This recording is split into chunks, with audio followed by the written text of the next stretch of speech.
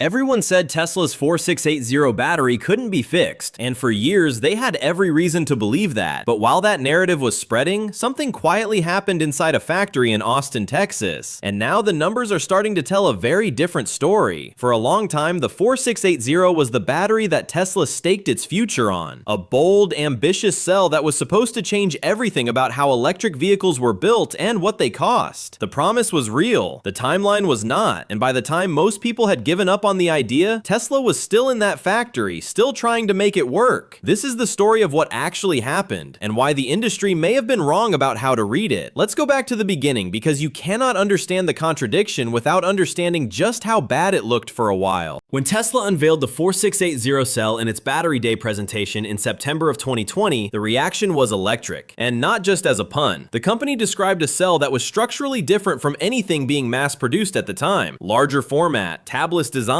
a manufacturing process using a technique called dry electrode coating, which would eliminate the slow, expensive, energy-intensive wet slurry process that every other battery maker in the world still depended on. The promise was a 50% reduction in cell cost, a 14% increase in range per vehicle, and a path toward a pack that was lighter, simpler, and cheaper to build. Elon Musk called it the key to Tesla's next decade. Wall Street called it a major competitive moat, and for a brief moment, the entire industry was watching Austin to see how fast Tesla could pull it off. Then the years started passing, and the mood shifted. By 2022, production was nowhere near where Tesla had suggested it would be. The dry cathode coating process, which was supposed to be the technological heart of the whole program, was proving nearly impossible to execute at scale. The challenge was not the chemistry. The chemistry worked fine in a lab setting. The challenge was building machinery that could apply that dry electrode coating consistently, at the speed and volume a real factory requires, without generating massive amounts of scrap. And Tesla was generating a lot of scrap. Reports from inside the supply chain and from analysts who tracked the program closely described yield rates that were far below acceptable thresholds for mass production. The kind of numbers that, in any traditional manufacturing environment, would trigger a full program review. Reuters reported that the scale-up of dry coating had, at a certain point, yielded enough batteries to support roughly 50,000 vehicles per year. That sounds like a big number until you consider that Tesla was selling over 1 million vehicles annually. 50,000 was not a ramp, it was barely a pilot program dressed up in industrial clothing. And the Cybertruck, which was supposed to be the flagship product built around the 4680 cell, was delayed.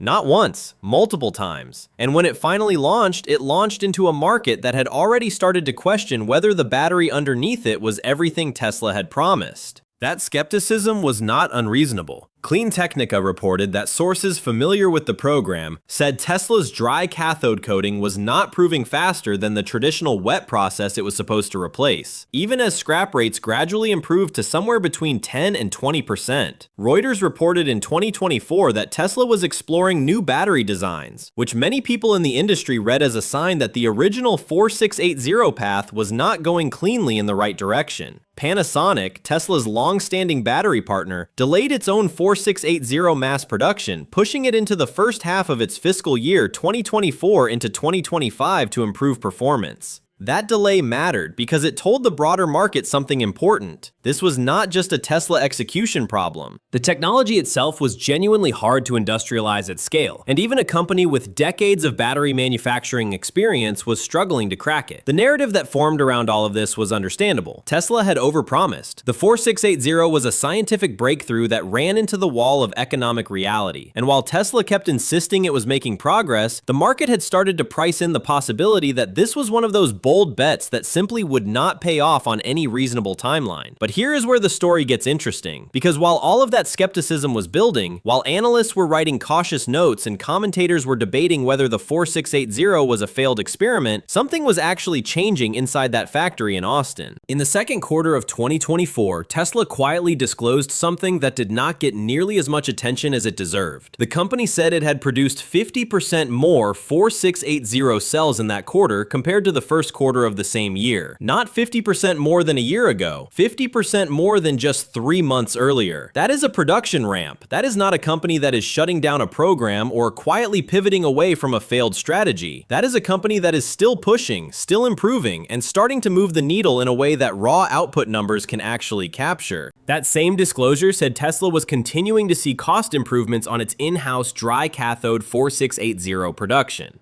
The language was careful and deliberate, not flashy, not the kind of headline that generates Twitter conversations. But if you knew what to look for, it was significant.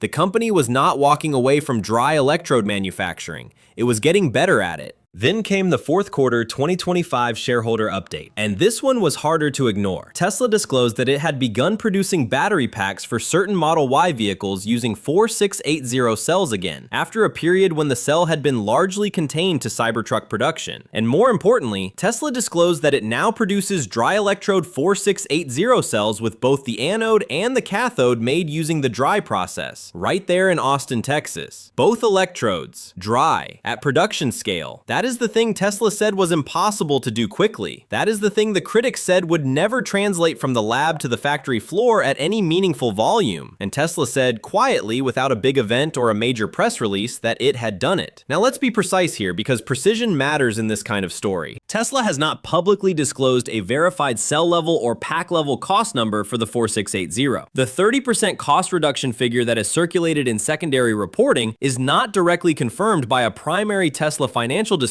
in the sources available at the time of this script. What Tesla has said is that costs improved. What the strategic behavior of the company suggests, specifically the decision to reintroduce the cell into Model Y packs, is that the 4680 had become cheap enough and reliable enough to justify expanding its role beyond the Cybertruck. You do not put a battery back into your highest volume vehicle because it is marginally better. You do that because the economics have shifted enough to make it the right call. The 30% figure should be treated as a strong market interpretation, not a confirmed hard data point. But the direction of travel is not in dispute. So why did the industry read this wrong for so long? The answer, when you sit with it for a while, is actually not that complicated. The critics were right about the problem. They were wrong about what the problem meant. The 4680 was genuinely difficult to manufacture. The ramp was genuinely slow. The yield rates were genuinely painful for years. All of that was true. But the critics made a logical leap that the evidence did not actually support. They assumed that ramp pain, in a program this ambitious and this technically aggressive, was proof of structural failure.